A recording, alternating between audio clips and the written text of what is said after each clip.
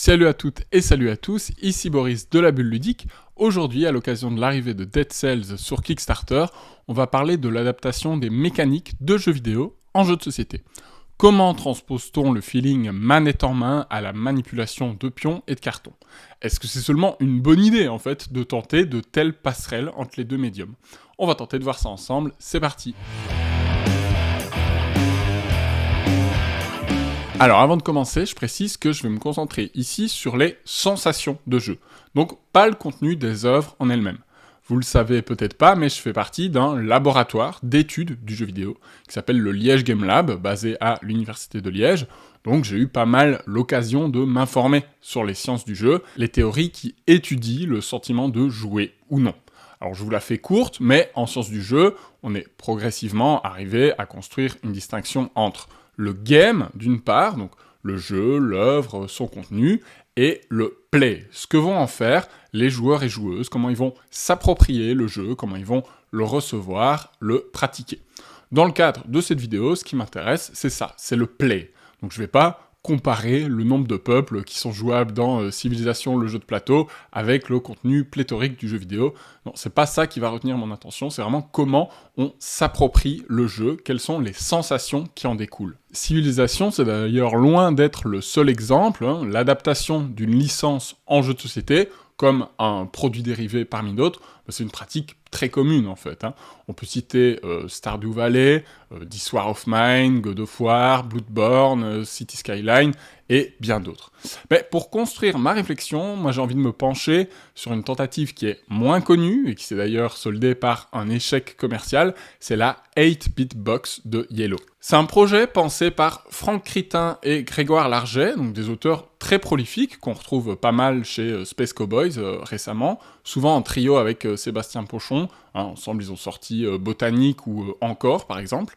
Mais avant ça, à SN 2018, Yellow sort la 8-Bit Box en grande pompe, en la présentant comme un concept novateur. C'est une console de jeu de société. C'est-à-dire que la boîte contient un matériel hardware de base générique, donc des manettes, des cubes de couleurs, des dés, et puis il y a 3 cartouches qui sont rangées dans des boîtes à part. Ces 3 jeux, ils sont inclus dans la boîte de base, et la promesse, c'est que plein de nouveaux jeux compatibles allaient sortir, utiliser la boîte de base pour jouer potentiellement à des tas de nouveaux jeux, moins chers, puisqu'on n'a pas à racheter ce matériel standard. Spoiler, la 8-Bit Box, c'est pas bien vendu du tout, et un seul jeu supplémentaire est sorti. Alors j'ajoute que si on y réfléchit bien, le concept il n'est pas si inédit que ça, puisque la boîte de base d'origine de Time Stories, donc le cycle blanc, c'est le même principe en fait. Vous achetez une grosse boîte à 40 € avec un seul scénario, mais vous pouvez acquérir de nouvelles histoires à 20 € en n'ayant pas à racheter toute une partie du matériel.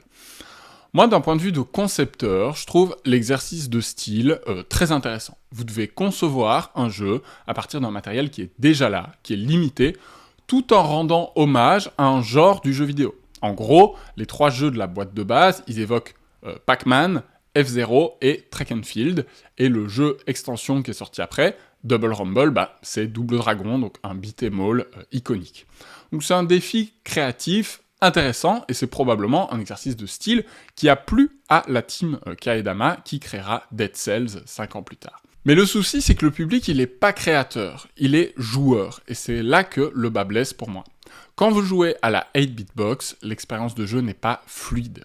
Et surtout, elle est jamais aussi fluide, aussi naturelle, que si vous jouiez à un jeu vidéo. Dans Pixoid, qui imite Pac-Man, vous programmez votre coup sur votre manette, puis seulement, une fois que tout le monde est prêt, vous résolvez votre déplacement. Donc cet artifice, il sert à émuler la façon dont on joue à un jeu vidéo. Tout le monde actionne sa manette en même temps, donc vous ne pouvez pas complètement prévoir où va bouger votre adversaire. Vous pouvez juste l'anticiper, d'où l'idée de programmation. La transposition, elle est bonne sur le papier, mais dans les faits, c'est laborieux. Ok, tout le monde est prêt? Oui, bon, on révèle, on applique le mouvement et on recommence. Dans un jeu vidéo arcade, un gameplay simple permet une prise en main rapide, qui va pousser à retenter l'expérience en boucle pour améliorer son score, comme à Pac-Man donc, mais on pourrait aussi citer Tetris. Mais ici, on ne pousse pas sur des boutons, et le processus de programmation-résolution, il est beaucoup plus lourd, il est moins immédiat que d'actionner une manette, et on a vite une sensation de répétitivité qui survient. J'ai le même ressenti concernant Double Rumble, qui adapte les beat'em all, donc ces jeux où on avance de gauche à droite en dégommant tout le monde, comme Streets of Rage par exemple. Le plaisir de ces jeux-là, il vient de l'impact des coups. On appelle ça le juice en game design, donc à quel point ça va être explosif, à quel point ça va nous procurer de la satisfaction. Ici, la team Kaedama, elle a fait tout ce qu'elle pouvait pour retranscrire le cahier des charges du genre. Donc il y a des coups spéciaux, il y a des équipements, il y a des boss de fin de niveau, etc. Il y a un travail aussi sur l'ambiance, un peu de gang de rue, etc. Mais le ressenti, il faut l'avouer, il est moins fun. On a l'impression de faire tout le temps la même chose. Alors c'est le cas aussi dans les jeux vidéo, vous allez me dire, mais je trouve qu'on pardonne beaucoup moins la répétitivité à un jeu de société qu'à un jeu vidéo. Parce que les actions y sont moins satisfaisantes. Mettre une carte dans la défausse, c'est moins kiffant que d'éclater un ennemi. Et puis dans un jeu de société, c'est impossible de mettre à disposition une large palette de mouvements sans alourdir les règles. Alors que dans un jeu vidéo, c'est la machine qui gère le contenu que le joueur peut ensuite explorer ou non, exploiter ou non, sans que ça soit synonyme de complexité supplémentaire. Dans un jeu de société, pas de machine pour faciliter, pour fluidifier l'expérience. Le joueur doit tout maîtriser de A à Z. Il doit aussi gérer toutes les manipulations. C'est un souci que j'ai eu avec un autre jeu qui est présent dans la boîte de base de la 8-bit box, c'est Stadium. Alors là aussi, sur le papier, le concept est top. Vous allez vous affronter en équipe le temps d'une série de mini-jeux qui représentent des épreuves olympiques. Alors ça va du curling au saut en hauteur, il y a le relais natation, il y a le basket, panoplie complète. Chouette, ça promet de la variété, comme dans un track and field, ou plus récemment Mario et Sonic aux Jeux Olympiques. Sauf que, du coup, chaque mini-jeu demande une lecture de règles. Donc, à moins de connaître la quinzaine d'épreuves par cœur, chaque moment de jeu va être précédé d'une séquence de découverte des règles. Donc il faut lire à voix haute, c'est pénible, ça casse le rythme, etc. Et là où dans un jeu vidéo, la prise en main est plus intuitive, un mini-jeu vous est expliqué par la console, avec une illustration en mouvement, voire un tutoriel. Donc, je sais pas, pensez à Mario Party, dans lequel on se lance très vite dans l'action, voire modèle du genre à WarioWare, qui parvient à vous faire comprendre ce qu'il faut faire en un seul verbe à l'impératif, et puis 5 secondes d'épreuve, donc ça donne un rythme complètement effréné. Là, dans Stadium, on a le sentiment que la partie s'éternise. Et puis, comme tout exercice de style, ces épreuves, elles se valent pas. Il y a des excellentes idées qui mettent à profit le minimalisme pour accoucher de mécaniques efficaces, mais il y en a qui tombent à plat et qui renforcent encore cette impression de lenteur qui préexiste. Donc la compilation de mini-jeux qui marche très bien en jeu vidéo grâce à l'immédiateté de l'expérience, ça fonctionne pas du tout quand on doit se farcir une lecture de règles avant chaque épreuve dans un jeu de société. Et c'est dommage parce que Stadium, il contient des excellentes idées comme la gestion de l'énergie sur le long terme, qu'il faut bien économiser pour parvenir jusqu'au bout du marathon. Pour le coup, ça c'est un feeling très jeu de société qui est malin à transposer dans ce jeu hybride entre jeux vidéo et jeux de plateau. L'essence du problème, ce sont les manières dont ces deux médiums, jeux de société et jeux vidéo, se vivent. Parce que c'est des façons d'appréhender la chose qui sont radicalement différentes. Les jeux de société où on joue en temps réel, ils sont très rares. La plupart du temps, on va plutôt jouer en tour par tour. Et à l'inverse, les jeux vidéo en tour par tour, ça existe, mais on a plutôt l'habitude de jouer en temps réel, tout le monde en même temps. Du coup, quand vous cherchez à transposer un jeu vidéo qui est rythmé, nerveux, en un jeu de société au tour par tour, ça casse complètement les attentes du public qui s'attendait à une expérience d'action incisive et qui se retrouve avec des temps morts liés à la réflexion, au décodage de l'iconographie, au fait qu'il faut qu'on se rappelle une règle, qu'on a envie de retourner voir dans le livret, etc. Moi, je pense beaucoup aussi, en vous expliquant ça, à Adrenaline, qui est aussi publié par Yellow, mais c'est une localisation de CGE. C'est un jeu qui adapte les FPS multijoueurs à la Unreal Tournament ou Quake. Dans le jeu vidéo, on court partout, on ramasse une arme, on défouraille avec, on voit ce qui se passe ensuite. Dans Adrenaline, toutes les armes ont une façon différente de fonctionner, une mécanique distincte. Donc on attend que machin lise dans le livret l'utilisation des 9 pétoires que compte le plateau avant de se décider. Donc, sur le papier, c'est cool hein, d'avoir un roster d'armes hyper différent, d'avoir à chaque fois des petits gimmicks particuliers, etc. Mais dans les faits, c'est lourd, c'est balourd même, et on s'ennuie, on attend son tour pendant beaucoup trop longtemps pour un jeu de ce style. Encore pire, on se fiche complètement de se faire tuer. Alors oui, ça fait des points aux autres, hein, avec un système de majorité, mais en fait on n'est pas pénalisé, on n'est pas frustré.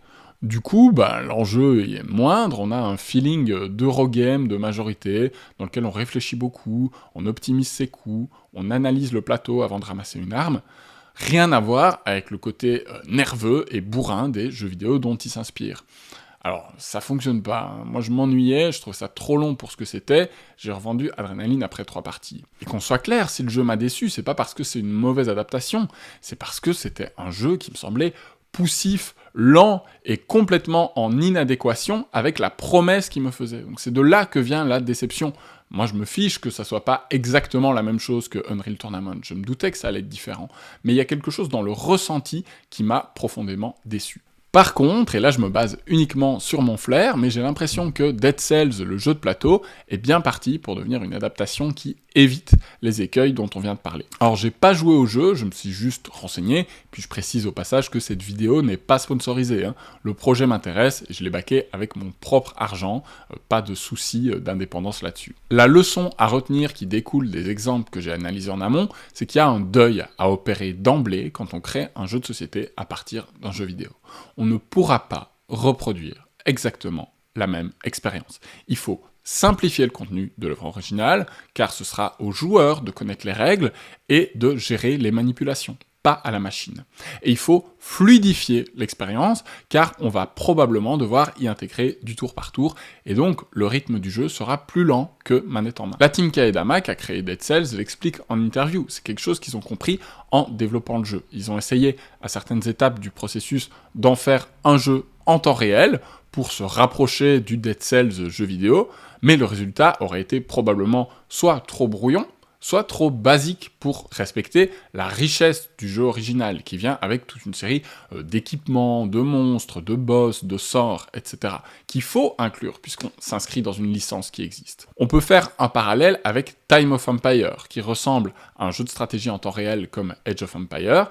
Les actions y sont très simples, presque basiques, mais c'est un choix qui était nécessaire pour conserver l'action en temps réel avec des sabliers qui est au cœur de l'expérience. Si les actions avaient été extrêmement poussées, extrêmement développées, au même titre qu'un jeu Eurogame expert au tour par tour, on se serait complètement perdu et le jeu aurait été indigeste, tout simplement. Pour Dead Cells, du coup, la team Kaedama a fait le choix de se concentrer sur un élément mécanique qui se révèle, lui, compatible avec un jeu de société. C'est le roguelike.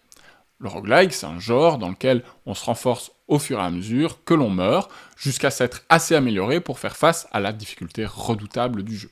Les jeux Legacy sont passés par là, et leur éditeur, le Scorpion Masqué, bénéficie d'ailleurs de pas mal d'expérience là-dedans, et on voit bien comment intégrer cette philosophie du roguelike au gameplay d'un jeu de plateau, en récupérant des pouvoirs en début de partie, qui donnent envie d'enchaîner les tentatives, et ça peut rendre à l'arrivée le jeu de plateau aussi addictif que le jeu vidéo. Un autre aspect qui me semble réussi, c'est la manière dont sont gérés les combats. Dans Dead Cells, le jeu de plateau, les combats durent 3 rounds, pas un de plus.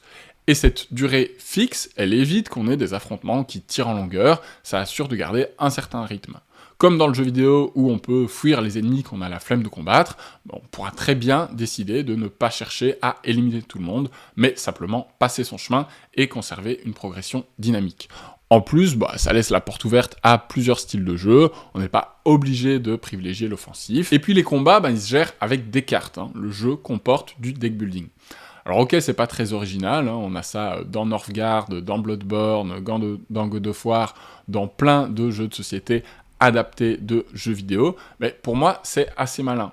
Ça me paraît efficace, pour représenter la palette limitée de réactions qu'a un joueur face à une situation. En fait, en fonction de notre réflexe, du décodage de l'action, on n'exécute pas nécessairement toujours l'action la plus optimale avec notre personnage, ce qui est représenté dans le jeu par la main de cartes limitée qui nous offre un nombre d'options restreint.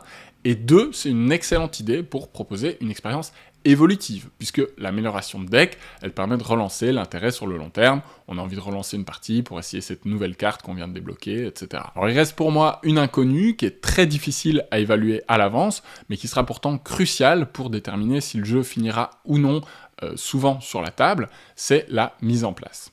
Ce qui fait qu'on relance des parties de roguelike à l'appel, c'est la promesse d'une variété de situations quasi infinies, couplée à l'immédiateté du démarrage de la partie.